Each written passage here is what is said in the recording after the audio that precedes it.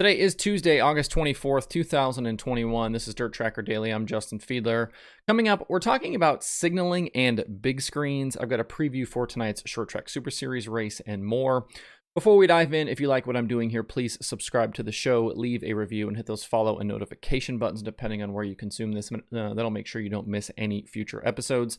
Make sure to follow at DIRTRACKR on Twitter, Instagram, Facebook, and TikTok. And don't forget, DIRTRACKR.com has a bunch more cool dirt racing stuff. Now let's get going. One topic of discussion that seems to keep popping up lately is drivers getting information from sources outside the race car during the races. And by that, I mean signaling, especially with the late models, and things like drivers using big screens to see where their competition is running. On the late model side, the World of Outlaws just banned the use of stick signals following the Prairie Dirt Classic.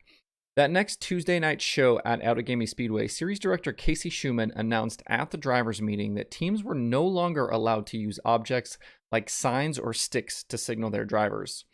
In a piece by Kevin Kovac at DirtOnDirt.com, Schumann said they are worried about the safety of crew members because oftentimes guys were hanging out over the racetrack across guardrails and fences to be able to get closer to signal their drivers. He also hoped it would improve the racing. He did admit, though, that they can't really police hand signals and some other things, but hoped this would calm it down a bit. Elsewhere, though, in late model racing, signaling like this is still legal. And I guess I should back up a little bit here. If you don't know what I'm talking about, crew members during on-track action often signal their drivers about where their competition is running on the track, how big the gaps are behind them, where they should move on the racetrack to go faster, and other things. Unlike a lot of pavement racing, there is no radio contact between drivers and crews in dirt racing. The only thing the drivers hear in their ears is the race director. They basically use that to be able to hear cautions and where to line up and things like that. They have that the receiver, and it's not two-way communication. It's only one-way communication.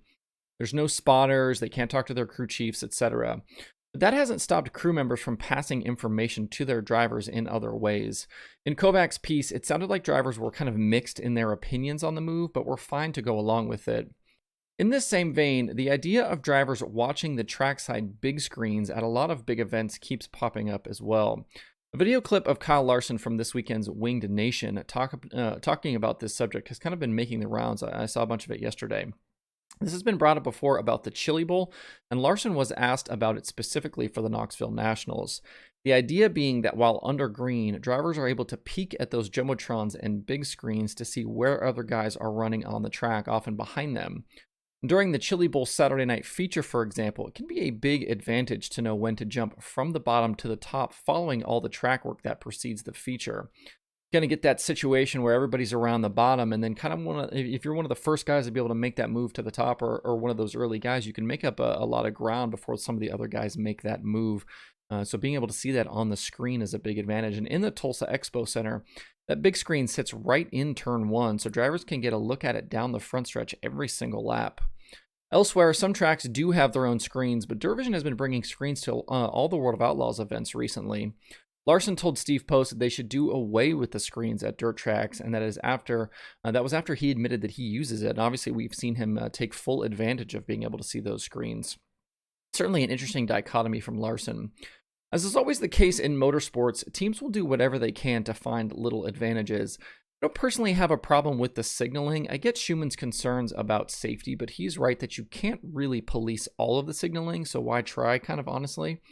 Getting rid of the big signaling sticks, which can be a little bit ridiculous at times, and keeping crew members from leaning over fences is probably not a bad idea, but they'll still find ways to get information to their drivers, and Schumann said that as much. As for the big screen debate, I see both sides of this. Those guys that are kind of able to keep one eye on the screen and the other on the track in front of them certainly have an advantage, but I don't think you can get rid of those screens. It's too important for the fan experience for those at the racetrack. I think what Dirtvision has done is a big upgrade to those events, and every major sporting event on the planet has some form of a big screen for fans. Think about baseball games, basketball games, football games, soccer. I mean, it doesn't matter what sporting event you go to, they have a screen for fans to be able to see, not only live action, but replays as well. Plus, at the dirt tracks, you're getting a lot more pit reporting and different camera angles, and in the replays, it's a big upgrade for those events, I think. Tracks and series, I think, going forward might be able to find ways to maybe place them in areas where they're more difficult for the drivers kind of to see where they are, but that definitely won't be possible everywhere. We certainly know that it's affected the outcomes of some events, but if everyone in the field can do it, I think that lowers the advantage somewhat. I also think that it's not that different from drivers being able to watch the streaming services on their phones while they sit in their cars waiting to qualify. You've seen a lot of that lately too. They can see where their guys are running, kind of that are out in front of them, make decisions about lines before they get their turn to go. And with all of the apps and Dirt Vision and Flow Racing, all of these things, it makes it super easy to do those kinds of things. Drop me a comment and let me know where you stand on this. Are you for or against signaling? Do you think we should get rid of the big screens? Kind of let me know where you stand on this and drivers kind of being able to get some of that other information. It's a new week and we have another round of Tuesday night modified racing. The Short Track Super Series takes to the Georgetown Speedway tonight for $6,000 to win. This is the Blast at the Beach event. This will be round number 7 for the South Region Championship, and including tonight, there are only 3 races left in the 2021 season. Mike Mahaney comes into today with a 23-point advantage in the standings over Matt Shepard, with Anthony Perego 39 back in third.